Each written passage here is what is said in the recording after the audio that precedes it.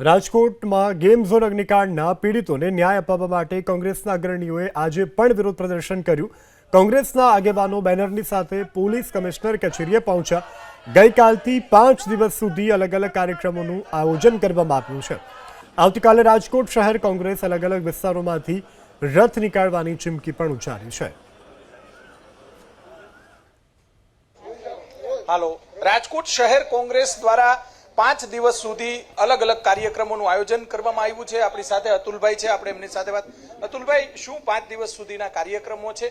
અગ્નિકાંડને 25 તારીખે 1 વર્ષ પૂર્ણ થશે, આપની શું માંગ છે?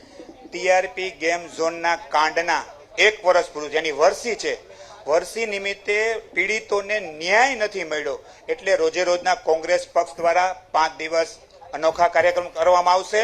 આજે પોલીસ કમિશનરને ગઈકાલે રથ આખા રાજકોટમાં ફરશે, એના દિવસે સ્ટીકરનું વિતરણ અને રવિવારે કેન્ડલ માર્ચ કરશે, એટલે 1 વર્ષ પૂરું થાય। પીડિતો સાથે વાત થઈ છે, એટલે પીડિતોએ કીધું અમારી તમારી પાસે આવશું, હજી આવ્યા નથી, પણ બપોર સુધીમાં કાલ સુધીમાં અમારી સાથે જોડાશે। રાજકોટ પોલીસ કમિશનર પાસે અમે ઉઘરાણી કરવા જઈએ છીએ।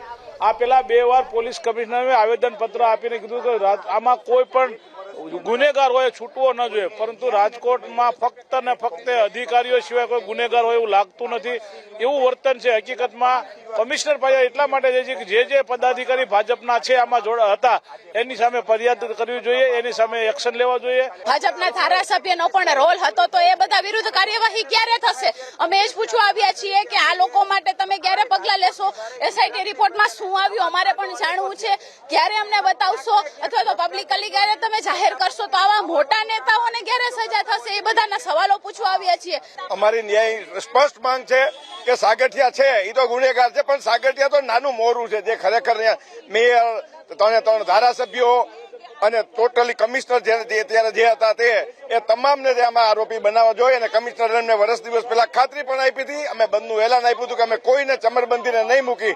આ ટીઆરપી અગ્નિકાંડની અંદર રાજકોટના પોલીસ કમિશનર એ વખતના તમે જુઓ તો આ ટીઆરપી અગ્નિકાંડ જે બન્યો ઘટના, એની પહેલા જે ટીઆરપી છે એને લાયસન્સ આપવામાં આવતું હોય છે। એ લાયસન્સ પોલીસ કમિશનરની લાયસન્સ બ્રાન્ચ દ્વારા ઇસ્યુ થતું હોય છે। તો લાયસન્સ બ્રાન્ચે જે લાયસન્સ ઇસ્યુ કરવામાં આવ્યું ત્યારે ફાયર એનઓસીને ધ્યાનમાં લેવામાં નથી આવ્યું।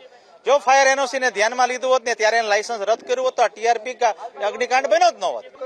કોંગ્રેસના જે આગેવાનો છે અલગ અલગ મુદ્દે 5 દિવસ સતત કાર્યક્રમો છે, આગામી 25 તારીખ સુધીના કોંગ્રેસના અનેકવિધ કાર્યક્રમો છે।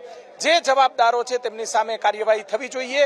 જે મૃતકો છે, જે પીડિતો છે, તેમના પરિવારોની પણ અત્યાર સુધીમાં અનેક માંગ રહી છે, તેમના વકીલો દ્વારા કાયદાકીય લડત પણ લડવામાં આવી રહી છે। આજથી કોંગ્રેસ દ્વારા ગઈકાલથી 5 દિવસ માટે અલગ અલગ કાર્યક્રમોનું આયોજન કરવામાં આવ્યું છે। કેમેરામેન શુભ આશિયાની સાથે પરાક્રમસિંહ જાડેજા, એબીપી અસ્મિતા, રાજકોટ।